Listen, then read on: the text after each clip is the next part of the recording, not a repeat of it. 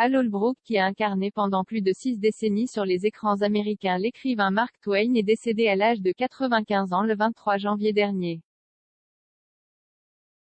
Ce n'est que ce lundi 1er février que son assistante personnelle a dévoilé la triste nouvelle au New York Times. Pour le public américain, il est l'incarnation de Mark Twain qu'il a joué pendant près de 6 décennies. De l'écrivain qu'il n'a cessé d'incarner qu'en 2017, Holbrook expliquait: il est ce qui me tire du lit le matin. Il me stimule profondément, il me suffit de penser à lui, aux événements qui secouent le pays et le monde et alors me vient ce que je vais pouvoir lui faire dire et c'est parti. Mais Al Holbrook a aussi été le visage du président Abraham Lincoln dans la série télévisée éponyme ainsi que le personnage iconique de Gorge Profonde aux côtés de Dustin Hoffman et Robert Redford en 1976 dans le classique Les Hommes du président d'Alan J.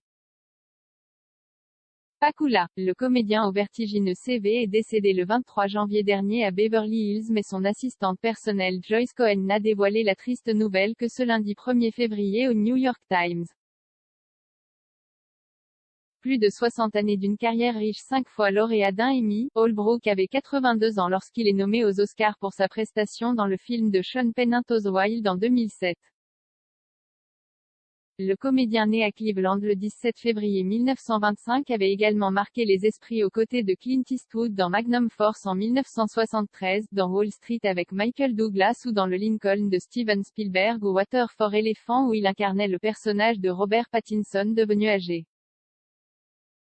Mais Holbrook avait également fait de nombreuses apparitions dans le petit écran, Nord et Sud, à la Maison Blanche, Sons of Anarchy, Les Sopranos, Urgence, Bones, Grey's Anatomy, Hawaii 5-0 sont quelques-unes des séries dans lesquelles Al Holbrook avait promené son élégante silhouette. Al Holbrook avait été marié à 3 reprises, sa première épouse Ruby était la mère de ses 2 enfants Victoria et David, tandis que la comédienne Carol Eve Rosen lui avait donné une fille prénommée Eve.